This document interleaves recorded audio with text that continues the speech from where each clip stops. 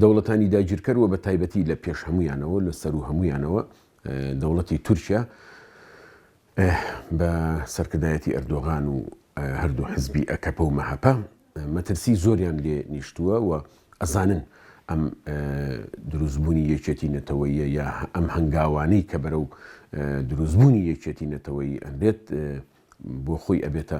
مایەی ئەو گەرنتی و سەرکەوتنە بۆ گەلی کورد و ڕنگدانەوەی ئەبێت لەسەر گەلانی بندستی دیکەش لە ناوچەکە لە خۆرهەڵاتی ناوەڕاست لەبەرەوە هەموو هەوڵێکی خۆیان ئەخەنە گەڕ و زۆر ئاساییە کە لەو شێوەیە هەنگاو بنێن حزبە سیاسیەکان ئەوەی ئێمە خوێندنەوەمان بۆی هەیە وەک چاودێری سیاسی ناتوانن بچنە ژێرباری داواکاریەکی لەو شێوەیەوە و هیوادارین نەچنە ژێر کاریگەری داواکاریەکانی ئەردۆغان و ئەکەپە و مەحەپەوە چونکە بە زەرەر و زیانی خۆیان ئەشکێتەوە گەلی کورد و گەلانی کوردستان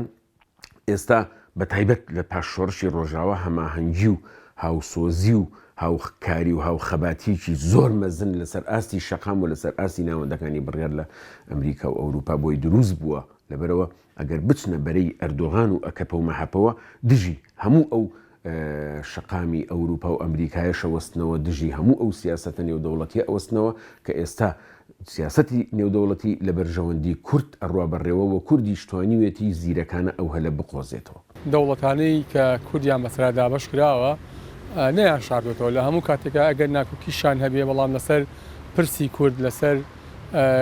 دواخستنی بە ئامانج گەیشتنی کورد کۆکن و بە تایبەتی لەسەر و هەمیانە دەوڵەتی تورکیا یعنی تورکیا خۆی نەی شاردوێتەوە کاڵێ ئەمە دژی هەموو ستاتۆشی کوردیە وەستینەوە ئەگەر لە جنوبی ئەفریقاش بێ ڕەنگە لێرە و لەوێ لە یعلامە وا پیشانی بدەن عەلا ئەساس زەمانە دژی کورد نین بەڵکو دژی حیزبێکی دیاریکراون بە تایبەتی باسی پارتیکرێکارانی کوردستانەکەن بەڵام ڕەفتارەکانیان هەنگاوەکانیان ئیشوکارەکانیان ئەوەیە کە لە ڕاستیە ئەمانە دژی هەموو دۆزی ڕەوای کوردن ئەوە تا ئێستا بۆ نمونە تورکیایان کردووە بە زیندانێکی گەورە کورد و غەیرە کوردستان لە ناو زیندانایە لە تورکیا بۆیە ئامانجی ئەوان ڕوونە ئامانجی ئەوان ئەوەیە کە کورد نەگا بە ئامانجی خۆی ئەم ستاتۆیی کە هەیە لە باشوورە پێش نەکەوێ بەڵکو لەمە زیاتر بچوشی بکەنەوە ڕۆژ ئاوا کە بووە بە نمونەیەکی زۆر جوان ئەمڕۆ لە عالەمە توانوێتی بەهۆی نمونەی خۆیەوە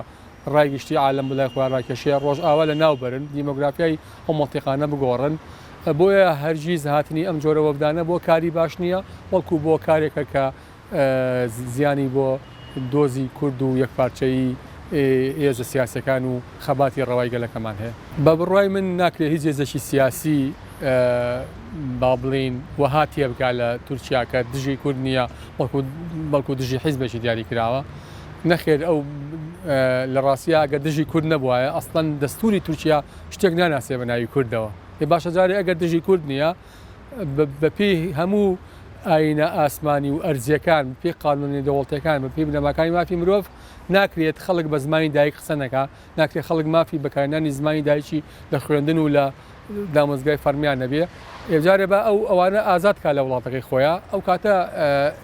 بە خەڵکی بسەلمێنێکە ئەو دژی کورد نییە نەخێر دژی کووردە بۆیە پێویستە لەسەر حیزبەکانی باشوور بۆ تایبەتی ئەو حیزبانی کە لە ماوەی ڕابردوو ڕێکەوتنی 50 ساڵەیان کردووە لەگەڵ تورکیا ئەو حیزبانی کردنەرایەتیان هەیە لە تورکیا ئەمانە بیر لە بەرژەوەندی باڵای میلەتەکەمان بکەنەوە چیتر نەچکەونە ژێر هەژمونی دەوڵەتە دراوسەکانەوە بە تایبەتی ئێران و تورکیاکە بە تەواوەتی چ لە ڕووی ئابووریەوە چ لە ڕووی سیاسیەوە چ لە ڕووی فەرهەنگیەوە هەژمونی تەواویان سەپاندەوە بەسەر تورکیا ئەرچی ئەم هێزە سیاسیانە ئەوەیە ئەگەر بیر لە ئایندەی میلەتەکەمان و بەرژەوەندی میلەتەکەمانەکەنەوە ئەو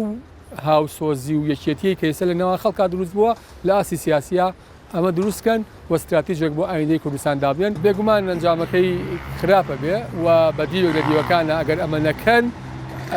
ئەتوانم بڵم تەواوکەری ئەو پلانانە ئەبن کە نیارەکانی کورد هەیەە بۆ بە ئاماژ نەگەیشتنی کورد.